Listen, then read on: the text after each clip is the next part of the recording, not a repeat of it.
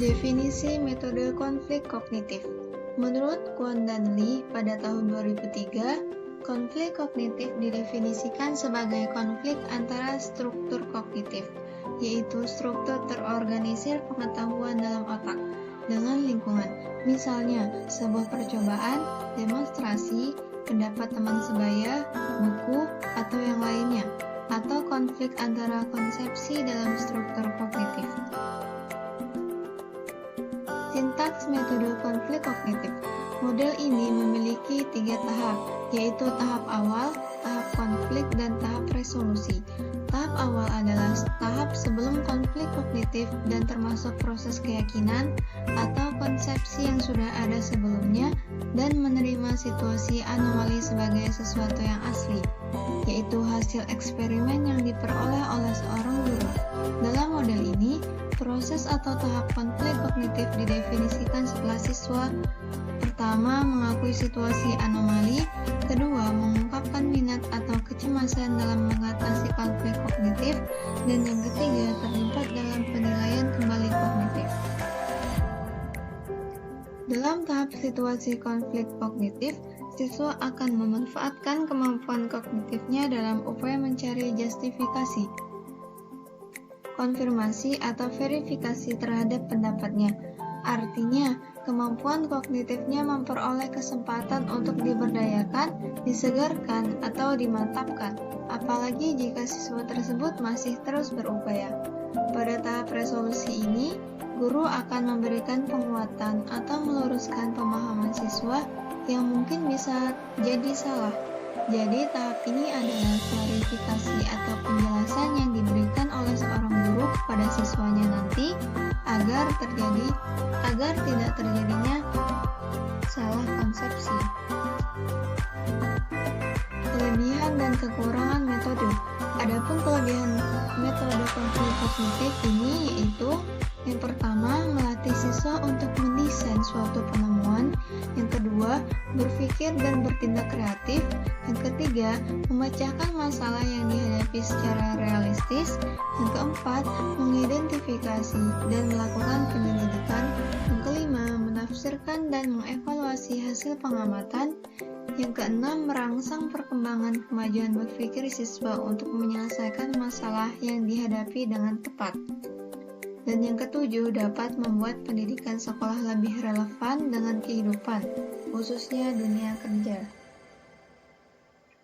Adapun kekurangan dari metode ini yaitu, yang pertama, menentukan suatu masalah yang tingkat kesulitannya sesuai dengan tingkat berpikir siswa, tingkat sekolah dan kelasnya, serta pengetahuan dan pengalaman yang dimiliki siswa, sangat memerlukan kemampuan dan keterampilan guru. Kedua, proses belajar mengajar dengan menggunakan metode ini sering memerlukan waktu yang cukup banyak dan sering terpaksa mengambil waktu pelajaran lain. Ketiga, mengubah kebiasaan siswa belajar dengan mendengarkan dan menerima informasi dari guru menjadi belajar dengan banyak berpikir, memecahkan masalah sendiri atau kelompok, yang kadang-kadang memerlukan berbagai sumber belajar, merupakan kesulitan tersendiri bagi siswa. Dan yang keempat, beberapa pokok bahasan sangat sulit untuk menerapkan metode ini. Assalamualaikum warahmatullahi wabarakatuh. Nah, gimana nih kabarnya teman-teman pada pagi hari ini? Masih baik kan semuanya? Oke, jadi sebelum kita mulai pelajaran pagi hari ini, langkah baiknya kita awali dengan membaca doa terlebih dahulu. Oke, jadi membaca doa dimulai.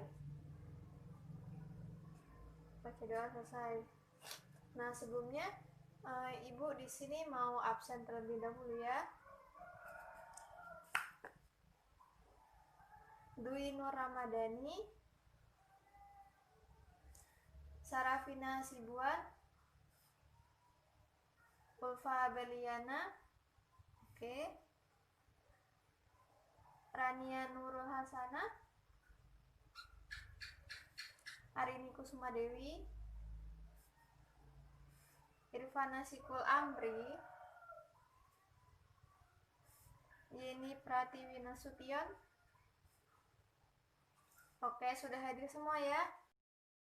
Nah, sehari ini kita akan belajar tentang termokimia. Apakah di sini ada yang tahu apa itu termokimia? Ya, coba Mbak Arini. Ya, benar sekali. Termokimia ini adalah cabang kimia yang berhubungan dengan hubungan timbal balik panas dengan reaksi kimia atau dengan perubahan keadaan fisika. Nah, contohnya ini ada gas LPG, termometer, sama pembakaran batu bara. Terus di sini juga pada termokimia di sini ada reaksi eksoterm dan endoterm. Coba di sini ada yang bisa menjelaskan apa itu reaksi eksoterm dan berikan contohnya. Ya, coba Mbak Ulfa bisa jelaskan apa itu reaksi eksoterm beserta contohnya. Ya, tepat. Jadi reaksi eksoterm ini adalah suatu reaksi yang delta H-nya bersifat negatif, yang berarti sistem ini melepaskan sejumlah kalor ke lingkungan. Contohnya ini bisa disebutkan Mbak Ulfa apa contohnya? Ya, jadi contohnya ini adalah besi yang berkarat, terus pembakaran kayu, dan banyak lainnya. Nah, untuk reaksi endoterm, ada yang bisa menjelaskan? Ya, coba Mbak Rania bisa jelaskan. Ya, benar. Jadi reaksi eksoterm ini adalah delta H-nya bersifat positif, yang berarti sistemnya itu menyerap sejumlah kalor dari lingkungan. Contohnya benar tadi sudah disebutkan sama Mbak Rania. Contohnya itu ada terjadinya fotosintesis pada setiap tumbuhan. Terus ada lagi pembekuan es pada pembukaan es dalam kulkas, itu juga bisa. Oke, selanjutnya kita masuk pada materi entalpi pembakaran standar. Jadi di sini ada dua reaksi. Reaksi pertama yaitu C2H6 ditambah O2 menjadi 2CO2 ditambah 3H2O dengan delta H-nya atau entalpinya yaitu min 1565 kJ. Dan reaksi kedua yaitu N2 ditambah setengah O2 menjadi 2N2O dengan nilai delta H-nya yaitu plus 81,5 kJ. Nah, pertanyaannya, bagaimana menurut kalian? Apakah kedua persamaan termokimia tersebut merupakan perubahan entalpi standar? Nah, siapa yang bisa menjawab untuk kedua reaksi tadi, manakah reaksi entalpi pembakaran standar yang paling tepat? Coba Mbak Sarafina bisa menjawab. Iya, benar. Jadi pada kedua reaksi tersebut hanya reaksi pertama saja yang merupakan perubahan entalpi pembakaran standar, karena pada reaksi tersebut itu direaksikan dengan O2 dengan delta H-nya bernilai negatif. Jadi pada reaksi pertama ini merupakan entalpi pembakaran standar karena yang direaksi dengan O2 pada reaksi pertama itu senyawa sebanyak 1 mol, sedangkan pada reaksi kedua yang direaksikan dengan O2-nya adalah unsur, sehingga entalpi pembakaran standar yang paling tepat adalah pada persamaan reaksi yang pertama.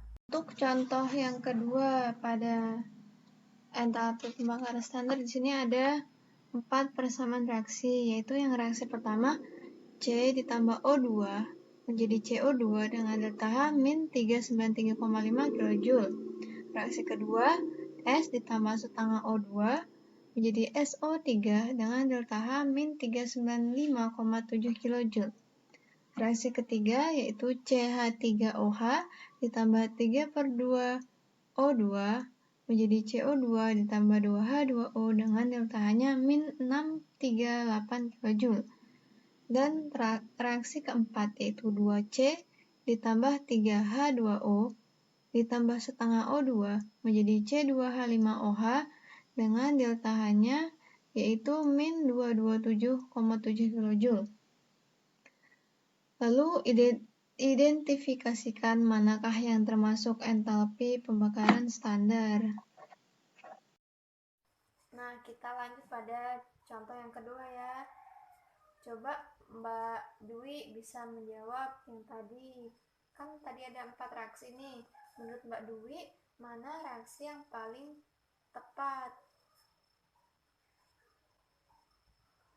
Iya, benar. Jadi pada keempat reaksi tersebut itu menurut Mbak Dwi ya, ini pada persamaan reaksi yang ketiga saja, karena entalpi pembakaran standarnya bila direaksikan dengan O2 biasanya menghasilkan CO2 dan H2O, tetapi pada reaksi tersebut juga reaksi pertama juga termasuk reaksi pembakaran standar. Nah, untuk selanjutnya di sini ada entalpi penetralan standar. Tadi kan entalpi pembakaran standar, sekarang entalpi penetralan standar. Coba di sini ada yang bisa menjelaskan apa itu entalpi penetralan standar? Ya, coba Mas Irfan bisa dijelaskan? Ya, jadi entalpi penetralan standar ini merupakan perubahan entalpi saat asam dan basa mengalami reaksi netralisasi yang membentuk air dan garam.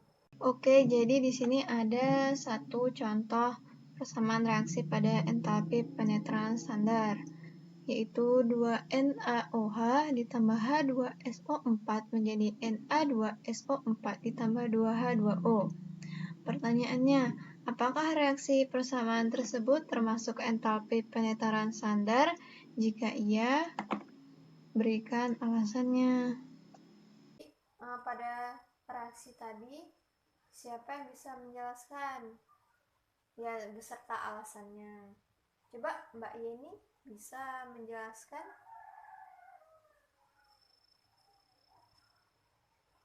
Ya, jadi menurut Mbak Yeni, pada reaksi tadi itu termasuk entalpi penetralan standar.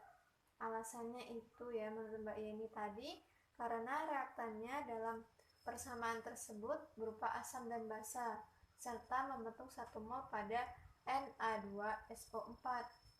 Karena Mbak Yeni ini mungkin menyamakan dengan entalpi pembentukan standar, sehingga beranggapan untuk entalpi penetralan standar garamnya juga harus 1 mol. Nah, tetapi harusnya kita fokuskan dulu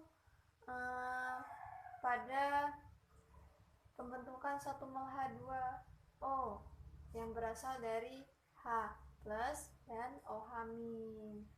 Oke, mungkin sekian saja pada materi hari ini. Bisa kita lanjutkan pada pertemuan selanjutnya. Ibu akhiri. Assalamualaikum warahmatullahi wabarakatuh.